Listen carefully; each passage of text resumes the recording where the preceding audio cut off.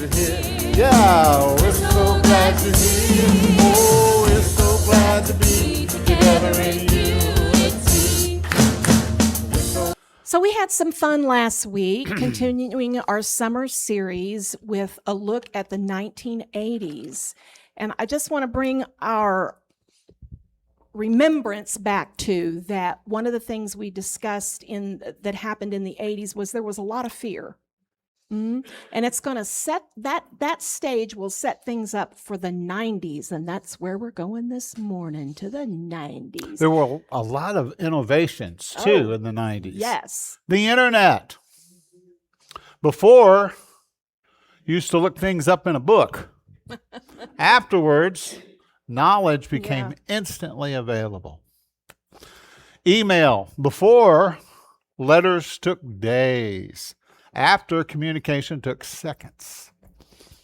And sometimes, let me just say, it's important to think about, to consider, and to contemplate the email before you send it.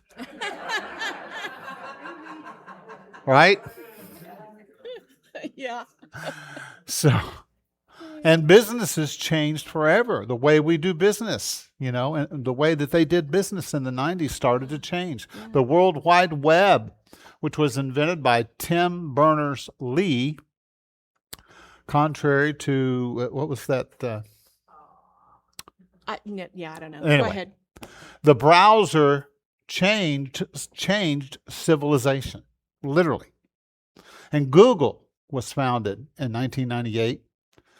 And then we could just Google things. It's part of our language now. Yeah. Encyclopedias became archaic. How many of you had that set of encyclopedias on your shelf that your folks spent a lot of money on, right? I remember my parents buying that, and that was quite an investment in my education that they were making. But they became kind of a relic, and now you find them at the thrift store.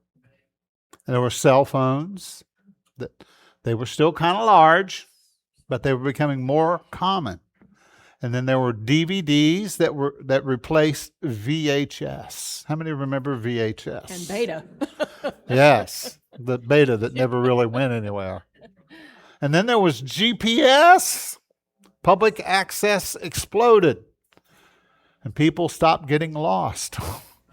How many are thankful for GPS, right? Yeah. I don't know where I am, but as long as the computer knows, we're going to be all right. There was digital photography, no more film.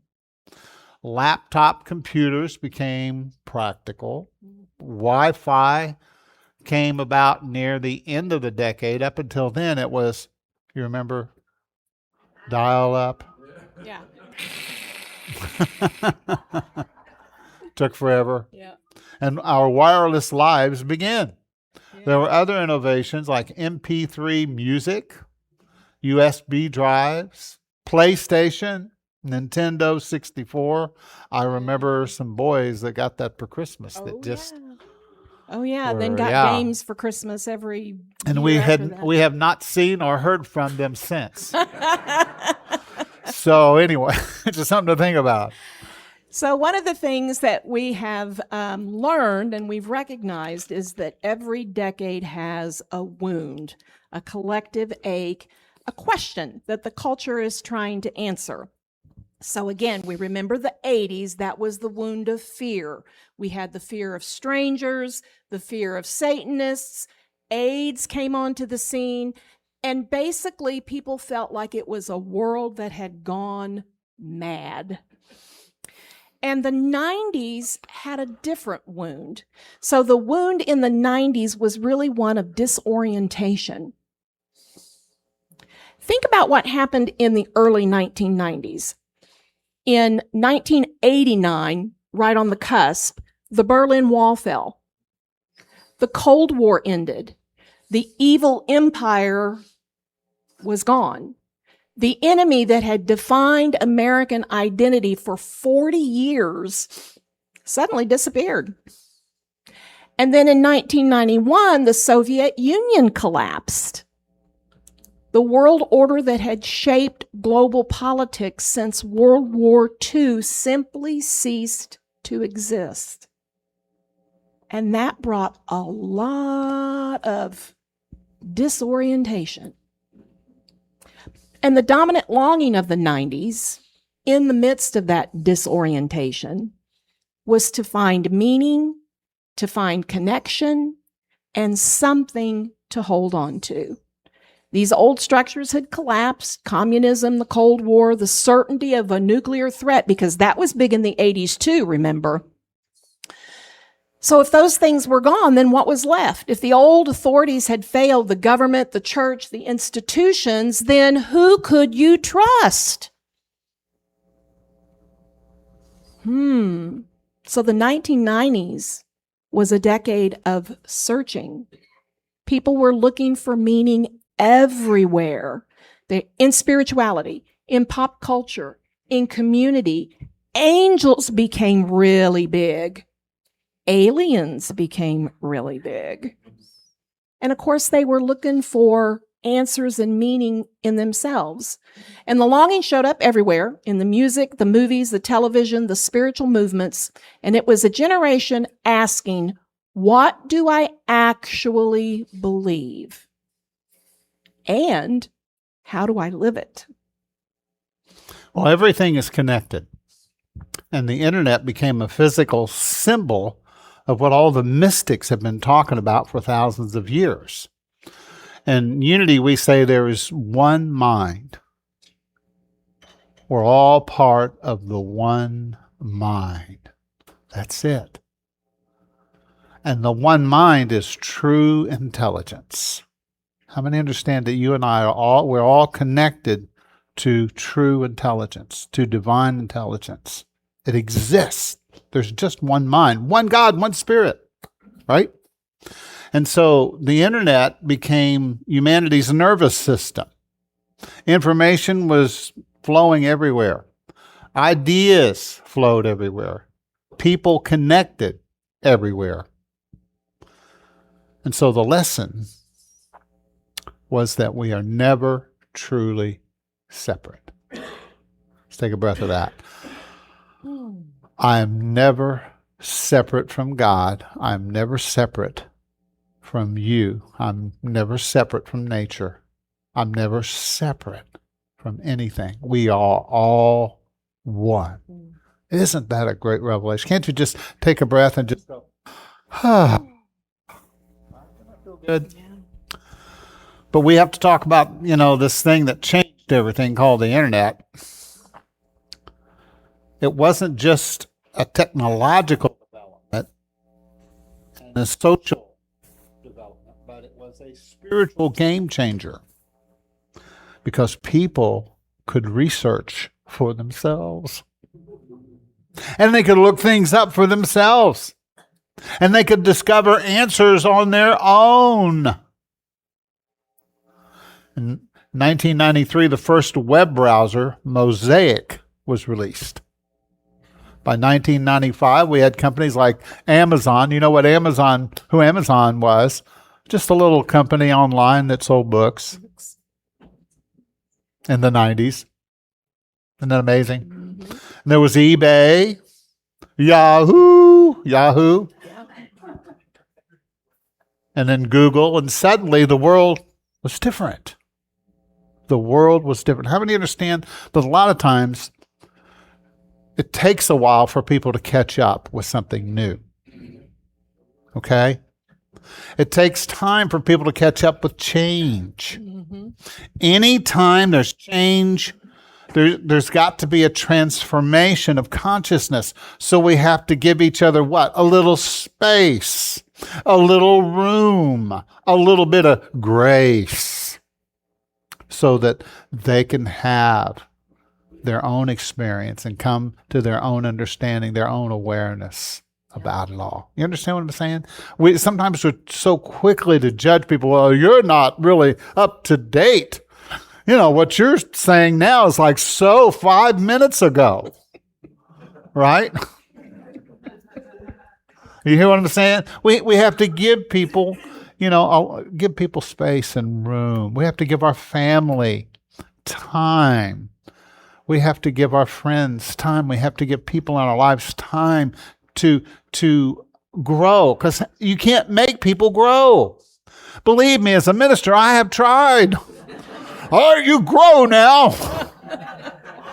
Get spiritual. And guess what? It doesn't work. It's like trying to make the seed grow. The seed grow, or your dog obey. Yeah. Or your cat that can work. obey. Yeah. But it takes a while, right? Yeah. You got to give them some rewards. You got to give them some treats. Yeah. See, how many know that love and kindness go so much further than, oh, you're not right, you're not doing it right. Right? Yeah. So we got to give each other a little bit of grace. Yeah. So for the first time in human history, anyone could write. Anyone could publish. Anyone could speak to the whole world. Right now, we're talking to the whole world by the internet. That blinking cursor Yeah, that's what it used to didn't do. care who you were, what you wore, where you were from, what your credentials were. It just waited patiently, expectantly for you to type. And that will be both a blessing and a, what do we do with that later? This was a radical shift of authority. You didn't, as he said, you didn't need a publisher, you didn't need a degree or the church to tell you to have a voice. You just needed that modem and something to say. One of the things that we found is that diversity makes us stronger. Before the internet, community was local. You went to church with your neighbors. Your friends all lived pretty much on the same street. But the 1990s embraced multiculturalism, inclusion. We had disability awareness. Earth stewardship became really big. And global citizenship. The world slowly learned different doesn't mean wrong. Let's say that together. Different doesn't mean wrong. Because suddenly you could find people who shared your interests, spiritual, hobby, whatever, no matter where they lived. A person in rural Iowa could connect with a Buddhist in San Francisco or over in Asia. A person in Texas could find a meditation teacher in California. Or a unity community in South Carolina, right? So the internet created a new kind of community that wasn't bound by geography. Ooh, it was the 1990s answer to longing for connection. You can chat with people around the world and hear their opinions and their beliefs. Yeah. Wow. Yeah. Say it backwards. Wow. Wow. So before the internet, information was controlled by institutions. The church told you what to believe. The university told you what was true. And the encyclopedia told you all you ever needed to know. So suddenly you could find information about anything from any perspective. Mm-hmm. You know, you could read about Buddhism, Hinduism, Sufism, Eastern spirituality, and even Baptist theology or Methodist theology or Presbyterian, right? Or unity or anything else, all with just a few clicks. Mm-hmm. Isn't life amazing? I mean, think about what we have at our fingertips, what we have access to. Yeah. Right?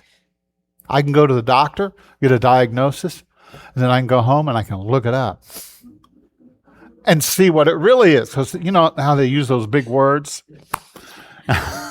Okay, what is that? Can you imagine a life now without the internet?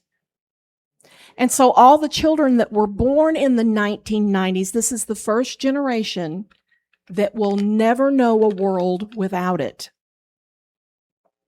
Yeah. And that will have profound impact on the coming decade. Finally, the internet made spirituality a product because you could buy books, crystals, meditation tapes, workshops. You could even find a guru online. You could download a prayer. So the spiritual quest kind of became like a shopping trip. Every time you went to a website, somebody had their stuff there that they were making available. But the internet is a tool. So it's important to remember, it is not good, it is not evil, it is just a tool. It's how we use it. So the question is, are we using it to connect or to hide? Are we using it to find truth? Now, here's a big one. Are we using it to find truth or to confirm our own biases? Because remember now, anybody out there can type that in that blinking cursor line anything they want now. So the internet amplifies what is already in our consciousness. How's that? Well, part of it is because it's what we're thinking about, we're asking the internet about, we're Googling, we're searching. And that creates a hierarchy in the list of things that are being searched for. It's kind of a reflection of our consciousness. Yeah. It's like people tell me sometimes, I don't like the internet. I say, why? It's so negative. And I say, you're on the wrong algorithm. Yeah. You're researching things that are not beneficial for you. And so, I'm the kind of person, I like to see everybody's perspective on things. A lot of times when something new comes my way, I say, okay, let me just sit with it for a bit, meditate on it, contemplate it, and look at all the different perspectives and then come to my own conclusions. You know what that's called? Self-empowerment. Mm-hmm. That's a gift that you give to yourself, right? You don't let anybody take away your power of choice, your power to make your own decisions, because you are the captain of your ship. Yeah. Say it with me. Aye, aye, Captain. Aye, aye, Captain. So one of the things that came about in the 1990s was a rebellion against the 1980s big hair bands and glam rock. And that gave way to the grunge rock and the grunge appearance. And it was a rebellion to all of that. And it got reflected in... That's what every generation does. Yeah. It got reflected in the culture and it got reflected in the music. Suddenly people were hanging out at coffee shops, but they were having real conversations. They were looking for authenticity again, and they became less. So the whole grunge thing was like becoming less concerned about appearances. As a matter of fact, part of it was because they were going to the thrift stores to buy plaid shirts and denims and things like that because they were cheap, and it just kind of evolved. You can Google it. Google it. It's really interesting how the grunge movement came about. But it was reflected in the music for sure. Yeah, yeah. So people are asking the question, what's really real? What's real? That's what we've always asked. As human beings, what's real, what's true, what's authentic, what is truth, what is love? All of these deeper questions. And so the music of the 1990s reflected the decade's search for spirituality and meaning. Joan Osborne sang the song, said, "What if God was one of us? Just a stranger on the bus, trying to make his way home," right? And so It wasn't blasphemy.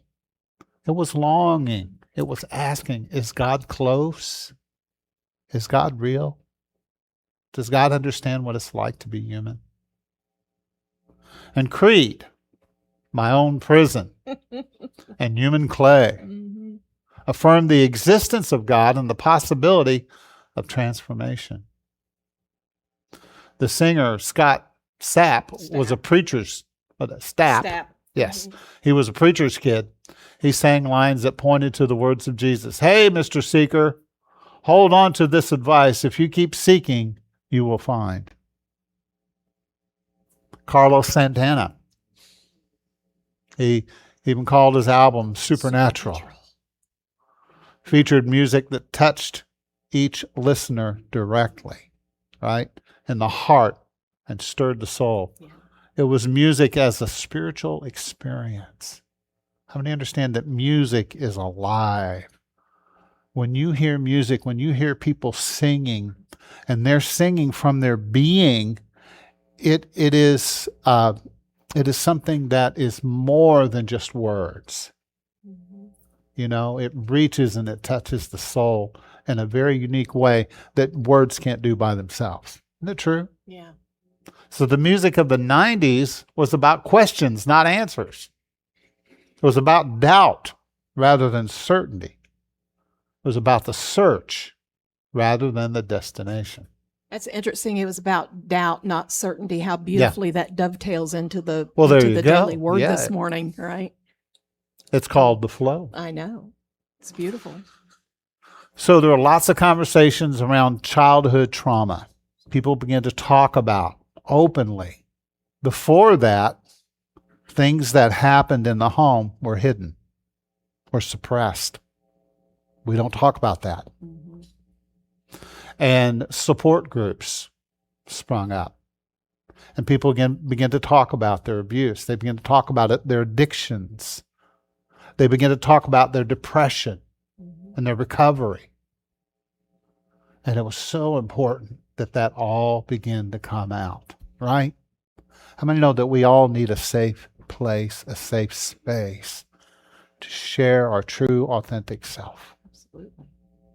You know, somebody we can say, hey, I'm a little down right now, and I just need somebody to talk to. Understand? We all need that. Yeah. And so people started practicing forgiveness. And forgiveness became about more than just letting people off the hook. Forgiveness became about self-awareness and self-healing. And the language of emotional healing entered into mainstream culture. It started happening. Yeah, and television of the 1990s also reflected the decade's spiritual searching. The number one show, the most popular TV series, do you know what it was in the 90s? Almost. Friends. According to Sky Magazine, it was Friends. It was a show about a group of young people navigating life, love, and friendship in New York City. And why was it so popular? Well, David Schwimmer, who played Ross, said it's a fantasy family at a time when family, unfortunately, is so dysfunctional for this generation. And Seinfeld. Oh, we had Seinfeld. Which was a show about nothing. Yeah. Well, it turns out it was really about everything, a lot. How to laugh at ourselves, And we discovered people are funny. People are funny, yeah. How many know we can be funny? Yeah. Right? Have you ever been funny? Sure, we all have. And then, of course, I remember listening and the whistle came on. Wasn't it a whistle? Wasn't it a whistle at the beginning? I don't remember. Or no, it was a flute. The X-Files. Which was a massively popular show in the 90s. It was about these FBI agents, Mulder and Scully, investigating paranormal phenomena. Its motto was, the truth is out there. And the spiritual lesson was that Mulder relied on hunches and intuition and dreams and visions as much as conventional evidence. right? The show's themes included alien abduction. Say with me, ooh. Government conspiracies. A lot of conspiracies grew out of the 90s. Paranormal phenomena, ooh. And it tapped into a public mistrust of government and institution. People began to doubt the government. They began to doubt institutions. How many know that that's sane and that's normal and that's okay?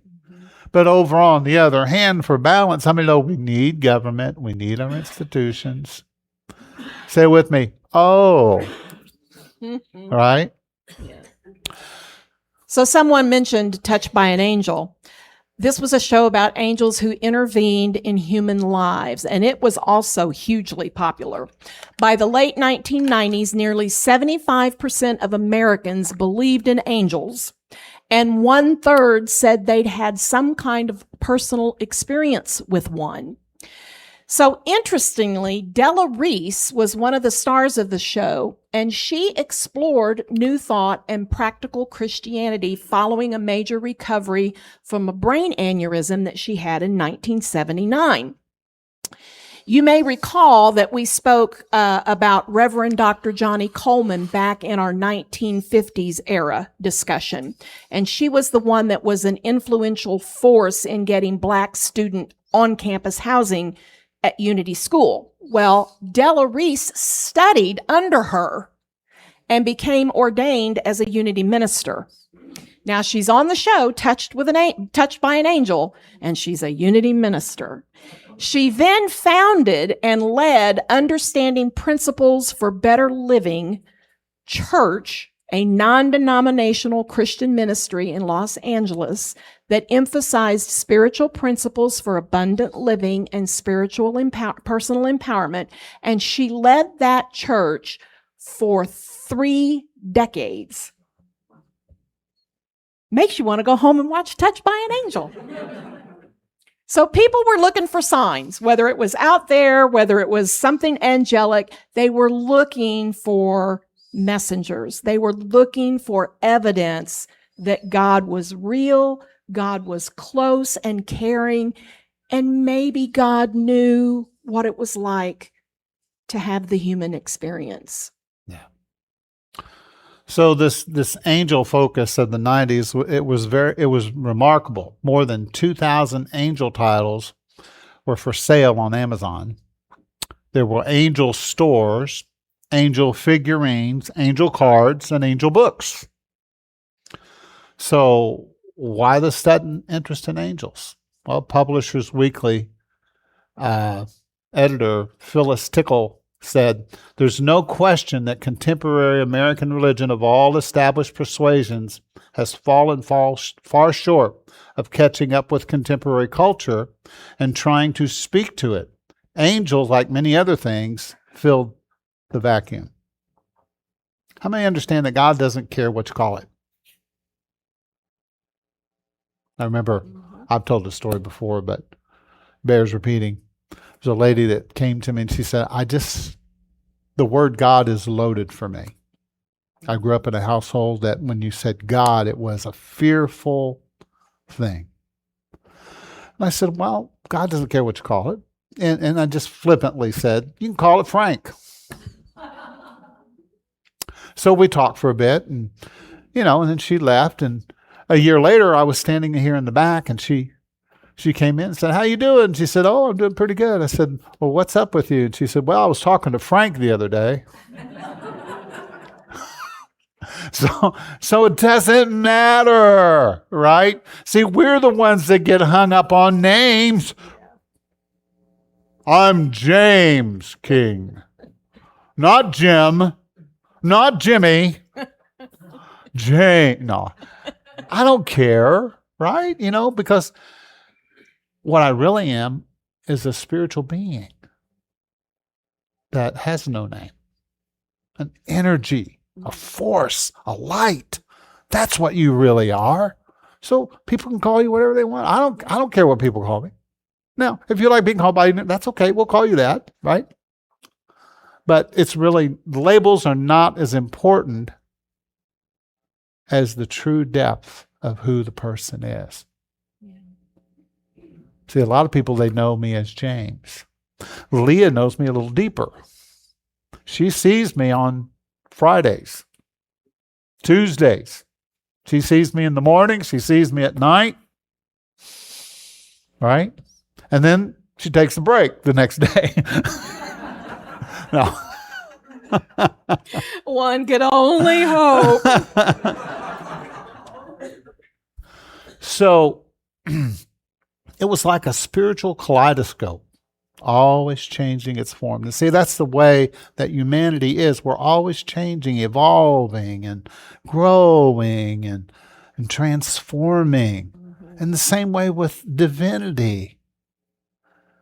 You know, the same idea of God that we had 40 years ago, 20 years ago, 5 minutes ago, it's different today, in this moment, because I have more experience. I have more understanding. You understand? So I'm getting more intimately acquainted. It's just like if you spend a lot of time with somebody, you can't help but get to know them. That's what a lot of the movies are about. You know, the Hallmark movie. They get together, they see each other, and they're adversaries. You know, I don't like this man. Did you hear her talk? Oh, you know. And then they go through this whole thing and they get to know each other. How many understand there's a message there for somebody? There's a message. And in all movies, there are messages. They're trying to tell us something. See, that's what we're learning through these decade teachings, that everything is a message. Everything can be a messenger if we just listen and have ears to hear it and eyes to see it. So people were finding God in movies, music, television, not just church sanctuaries. And the internet and cable television really expanded access to spiritual ideas because you could find out about anything online. You could watch documentaries about Buddhism on cable television. You could read about angels on the web. So alternative spirituality really flourished in the 90s. And it even expanded into things like astrology, tarot, alternative healing, and other things. Where was unity during this time? Well, the 1990s was a time of continued growth and adaptation for unity. It continued to emphasize practical spirituality. What was it emphasizing back in the 1950s? Practical spirituality. Practical spirituality, that faith isn't just for Sunday, it's for everyday living. Their message was still the same and it was still just as relevant. Metaphysical Bible interpretation, reading scripture symbolically rather than literally, became really big in unity. Asking, what does this story mean in my own consciousness, rather than did this literally happen? And we've talked about that before, like with Jonah and the whale. Unity has always taught inclusion as a spiritual truth. Always taught it. And it became more important than ever. In a decade when people were leaving traditional churches and they were seeking non-dogmatic spirituality, unity flashed like a beacon. And you know, something interesting, if God is all there is, that means that there's nothing that's left out. Nothing is left out. Mm-hmm. Think about that. If God is all there is, nothing is left out. Yeah. Isn't that amazing? Yeah. Wow. They have this beautiful message of oneness. You know, there's only one power, one presence. And it really... we, you know. We, unity, we have this beautiful message that we get to share with all. But it offered an antidote to that fragmentation that they were experiencing in the 1990s because, you know, the culture was splintered now into identity politics. There were culture wars, and faith was becoming more privatized. And unity reminded people that regardless of all of that, We are all connected. We are all part of the one. And so the world was still catching up to this message that unity had been teaching for nearly a century at this point. So now the question that anchors the entire series that we've been doing: where was God hiding? Where was the divine hiding? Where was spirit hiding, whatever you want to call it, in plain sight in the 1990s? Well, we know it was in the music. We know it was in the movies. We know it was in the questions. People were looking everywhere. That's right. The divine was hiding in the search itself. Right? Remember going through a time, maybe you're going through it now, of just searching, trying to figure things out. Maybe you're trying to figure out your purpose. You're trying to figure out, your relationship. You're trying to figure out, what you're supposed to do now. Right? And so understand that God, Spirit, is in the search, is the search, is leading you and guiding you every step of the way. Isn't that beautiful? So you can look back through the decades and you can see a divine grace, a divine flow that was leading humanity like through the wilderness, to discover something. People were looking everywhere. It was messy. See, the search is not always like, oh, yeah, this is so great. It's groovy like the 70s. Sometimes it's messy. Sometimes it's hard. It's imperfect. Sometimes it's misguided. We get caught in the wrong, or I mean, no, there's not anything really wrong. There are just paths that we walk that are more hurtful or harmful to ourselves. Right? So on the cusp of the new millennium in 1999, we became very concerned. Oh, yes. About the turning over of the computers to a new millennium. What was going to happen when that 9 had nothing to move over to? Would the computers really switch to 2000? Or would everything just stop? Because we were so internet reliant now, and this became the fear known as Y2K.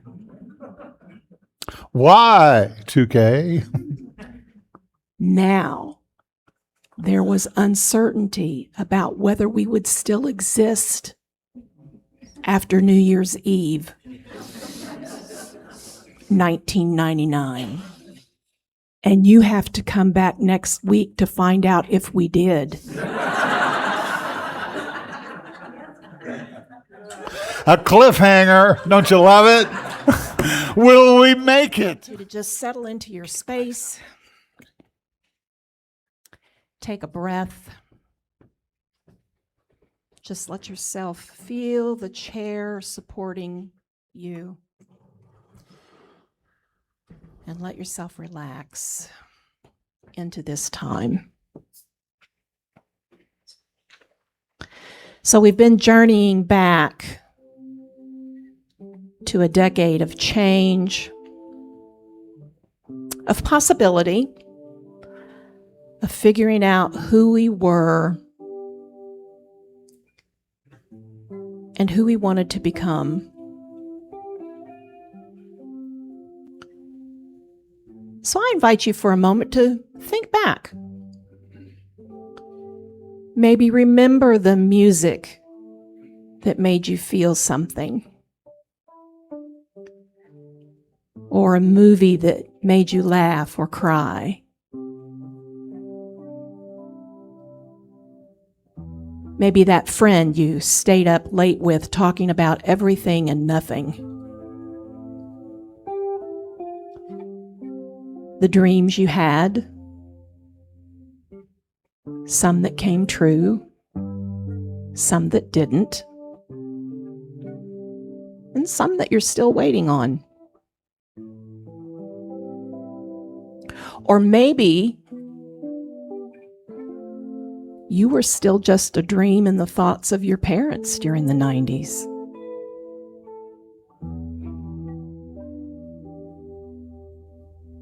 But through all of it, the joy, the heartbreak, those awkward phases, the breakthroughs, there's been a constant thread running through your life. A presence, a love, something that never let you go. Even if you didn't have words for it, even when you doubted it, even when you forgot it was there. And that something is still here right now in this room, in your chest, in the breath you just took. And that something is God, by whatever name you choose to call it.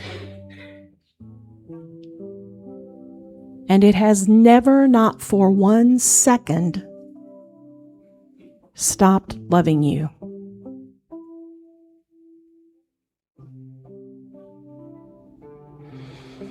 We've learned that change is constant and that the world can feel chaotic and exciting all at the same time. And we've also learned that connection matters, that we need each other. Community is a sacred thing.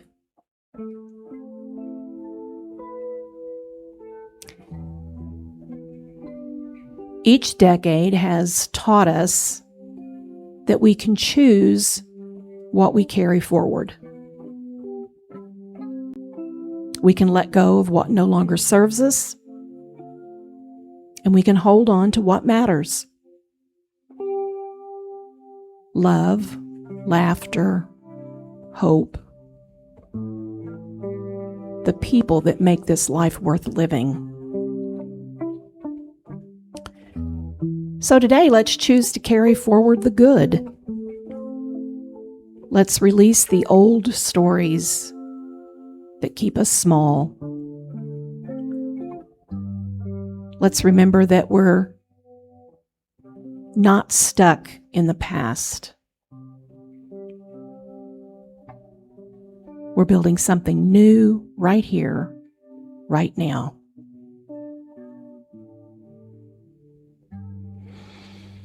And let's open our hearts to the people who've walked this journey, this road with us. Some of them are here.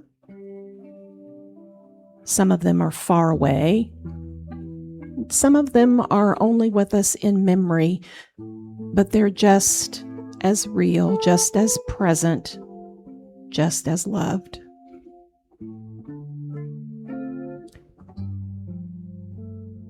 Maybe think of the ones who shared your 1990s experiences, your high school crew, your college roommates, maybe your siblings or your family, your parents. Invite them into this space. Let them fill the room. Feel their warmth. Hear their laughter. See their faces. And send them a silent thank you.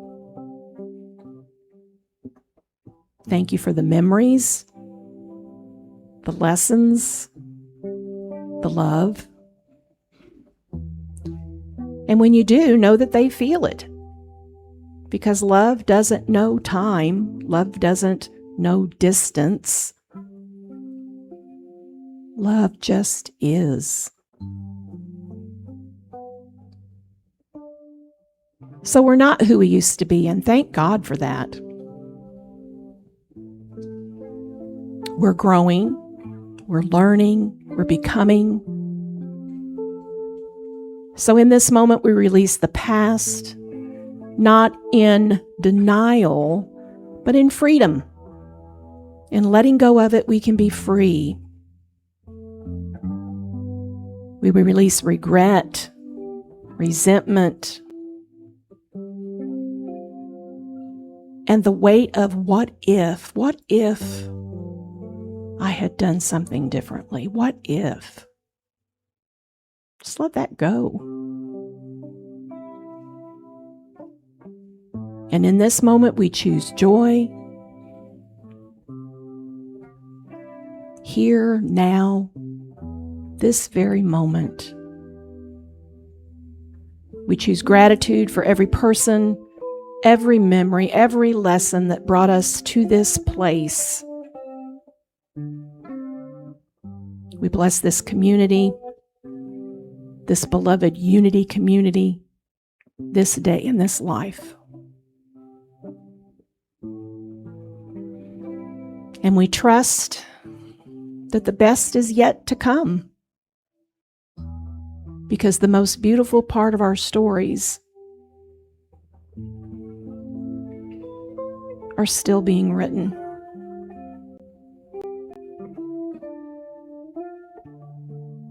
The blinking cursor is waiting. So let's take all of this into the silence and just allow ourselves to be bathed in the presence of unconditional love.